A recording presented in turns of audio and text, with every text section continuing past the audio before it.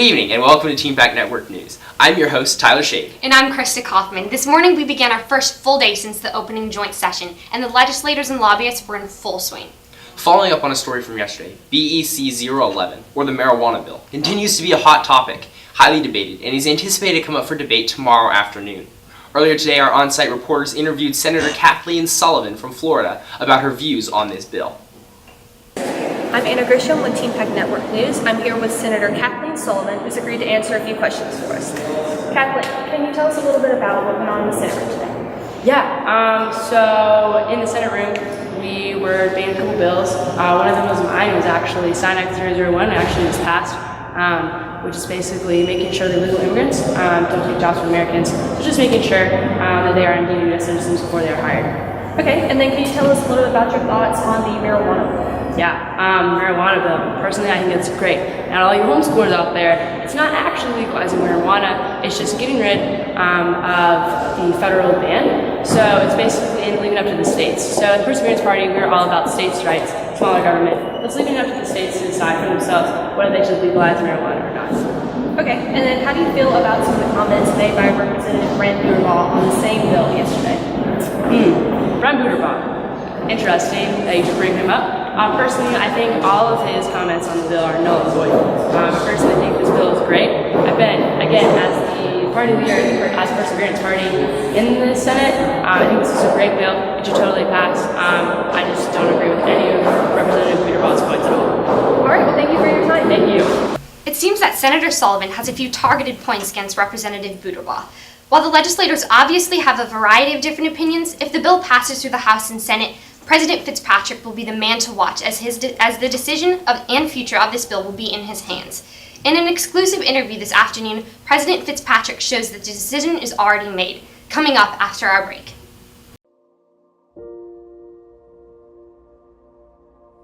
TeenPact. What is it? This question is easy to answer. It's a nonprofit organization that teaches high school students about leadership and the political process. Sounds simple, right? I think we all know the story doesn't end there. In fact, it doesn't even come close. TeenPact is so much more. Just take a glance around you. I think the better question isn't a matter of what, but rather why. It seems so strange how one word can have consequences of such magnitude. Yet this concept of why is everything. Why are we here? Why do we seek deeper truth and meaning in this life? It's questions like these that reach to the heart of our existence. We all have a road on which we travel this great gift of life. It's not about position or status. It's not about looking good or having it all together. It's about me and my generation living for something, standing not just against the forces of evil, but also standing for the powers of goodness and light. I'm not perfect. Nobody is. Though I run this race, I still fall. Yet I've come to realize the essence of who we need to be is found in a mentality of striving for what is right. Our charge is not to walk this road alone. This path is meant for those willing to get messy in the process. Together, arm over shoulder, hand in hand, bearing the burdens of our brother. TeenPact seeks to give us a chance to become this type of person, a shot at something better. They firmly believe in our capacity for greatness in both the big and small. It's here to prepare us for the grand stage of life, so like the apostles before us, we can go out and be an authentic inspiration for positive change. This isn't about Robert Keane. If you want to know TeenPact's reason why, look in the mirror. TeenPact exists because of us. We are TeenPact. Let's go change the world.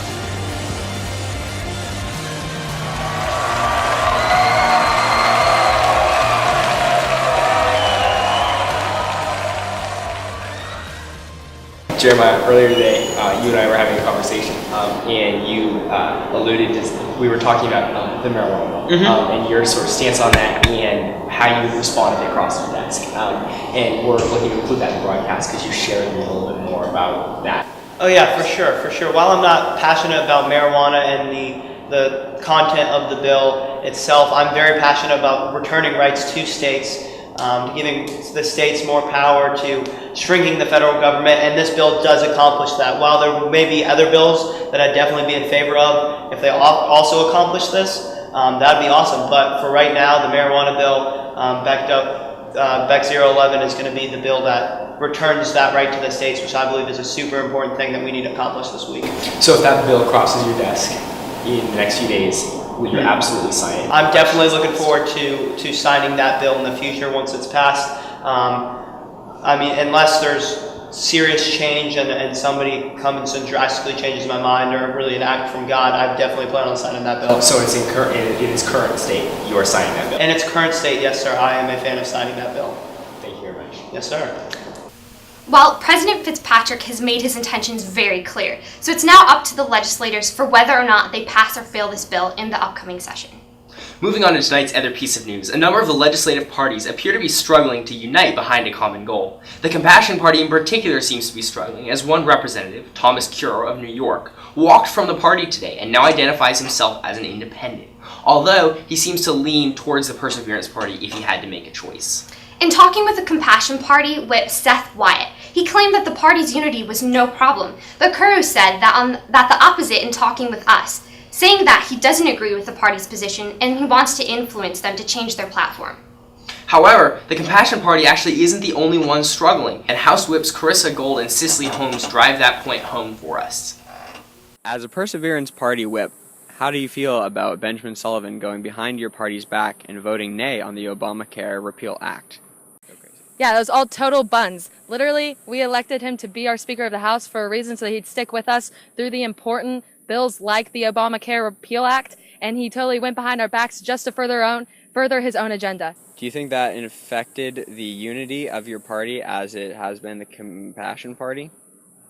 I really hope not, but honestly, it's starting to seem like Perseverance is starting to just go with what whatever the other parties are telling them to do instead of sticking to their guns and realizing what's best for our country. Well, that's all for now, but stay tuned for more updates in our next broadcast. Good night, TeenPact!